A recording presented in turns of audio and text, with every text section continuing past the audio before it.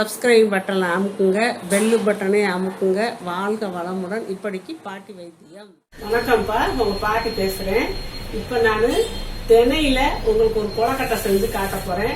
Sweet kozhukattai சூப்பரா இருக்கும் பாருங்க. இப்ப தினை வந்து ஒரு 100 மில்லி 100 கிராம் அளவு நல்லா ஊற வச்சு கழுவி ஆற வச்சு இந்த மாதிரி பொழுது வச்சிருக்கேன். கையில ஈரம் ஒட்டாது, ஆனா கரெக்டா இருக்கும். இப்போ மாவு அரைக்கிறதுக்கு நம்ம அதிரசம் இதெல்லாம் அதிரசம் மாவெல்லாம் அரைக்கிறதுக்கு நம்ம ரெடி பண்றோம்ல, அந்த மாதிரி பொழுதுன்னு வச்சாச்சு. ஊர்ன அரிசி,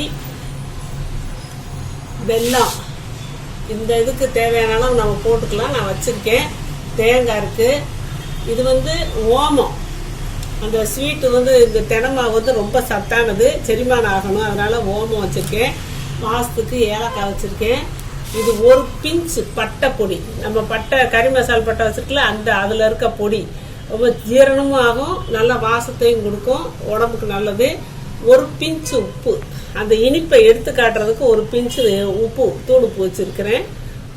இப்போ இதை நான் என்ன செய்யறேன்னு பாருங்க.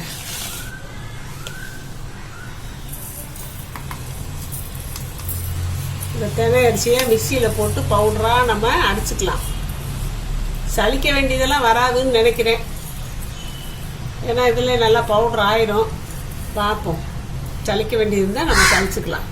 இந்த 3 ஏலக்காயும் இந்த ஓமத்தையும் இது கூடயே போட்டு பவுடர் ஆக்கிடலாம். நம்ம இந்த கருப்பு உளுந்த பருப்பா வறுத்து வச்சிருக்கேன், இதையும் போட்டு பெசல் சாப்பிட்டா சூப்பராக இருக்கும். அதை நான் இப்போ எடுத்துக்கிட்டேன். அப்போ அதை நான் காட்டலை, இப்போ வச்சிருக்கேன். அப்புறமேல் பிணையும் போது காட்டுறேன்.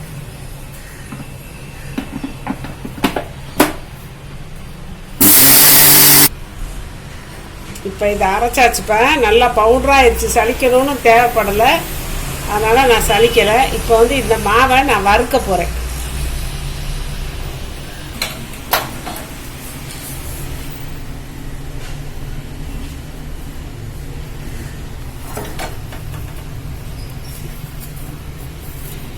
ஏலக்காய் ஓமமெல்லாம் போட்டது ஜம்முன்னு வாசம் வருதுப்பா.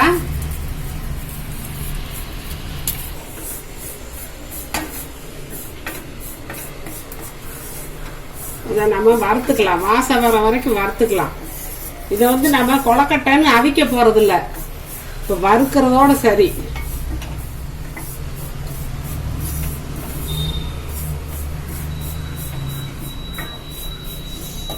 அதனால நம்ம நல்லா வறுத்துக்கலாம்.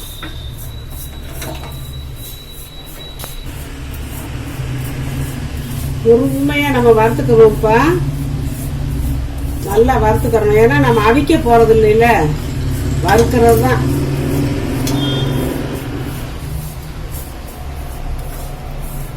வாசம் வர வரைக்கும் நம்ம வறுத்துக்கலாம். இன்னும் வாசம் வரல, பொறுமையா நம்ம வறுத்துக்கலாம்.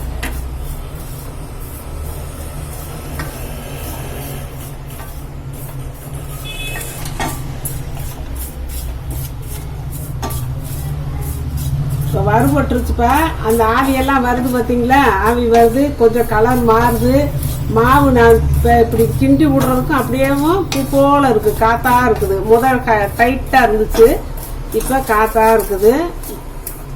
இன்னும் கொஞ்சம் ஒரு 2 கிண்டு கிண்டிட்டு நம்ம இறக்கிடலாம்.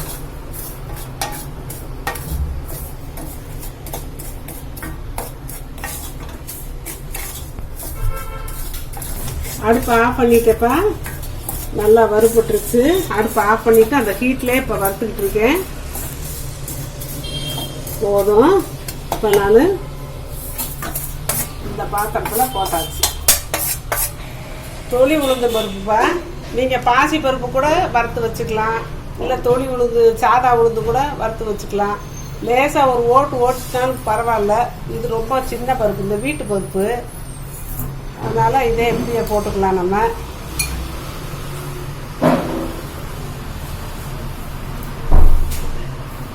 உப்பு பட்டை பொடி எல்லாம் போட்டாச்சுப்பா.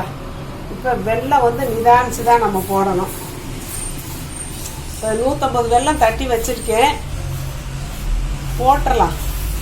தேவைப்படும் 150 வெல்லம் தேவைப்படுது 100 அரிசிக்கு. ஏன்னா இதில் தேங்காய் இதெல்லாம் மற்றதெல்லாம் ஜாஸ்தியாக இருக்குல்ல, நம்ம அந்த சூட்டோட பிணைவோம். பத்தலைன்னா லேசாக நம்ம தண்ணி தெளிச்சுக்கலாம். உருண்டை அப்படியே பிடிக்க வரணும் இல்லையா கொழுக்கட்டை, அதுக்கு தேவையான அளவு நம்ம தண்ணி தெளிச்சுக்கலாம்.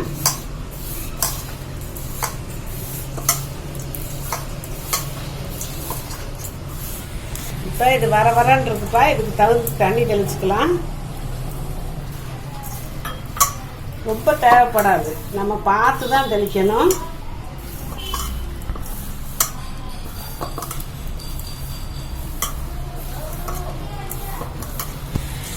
கொஞ்சம் தெளிச்சுக்கலாம்.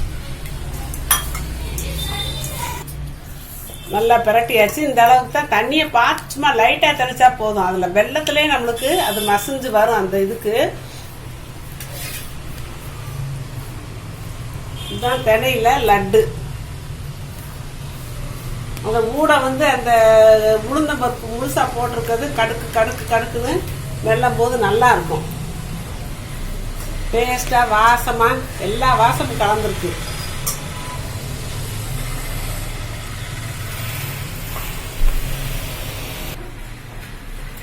இப்போ தென்னை லட்டு ரெடி ஆயிடுச்சுப்பா.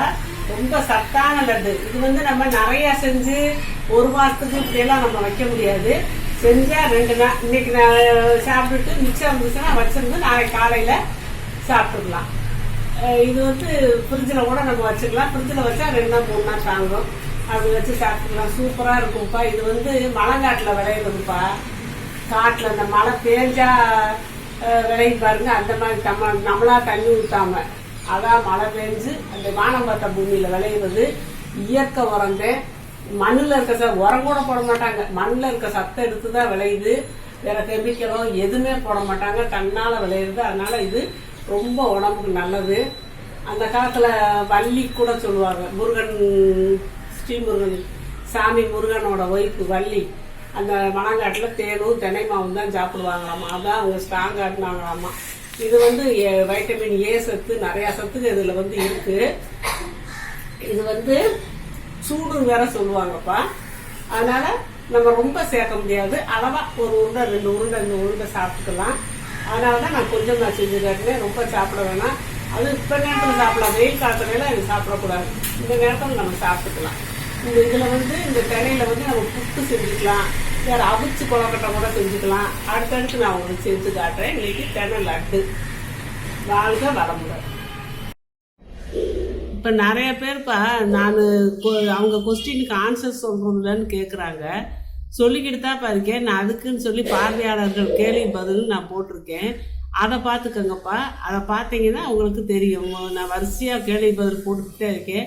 அதில் போட்டு பார்த்தீங்கன்னா நீங்கள் கேட்ட கேள்விக்கெல்லாம் நான் பதில் சொல்லிடுறேன்ப்பா. அதை கட்டாயம் நீங்கள் பார்த்து தெரிஞ்சுக்கோங்க. சப்ஸ்கிரைப் பட்டனை அமுக்குங்க, பெல்லு பட்டனை அமுக்குங்க. வாழ்க வளமுடன். இப்படிக்கு பாட்டி வைத்தியம்.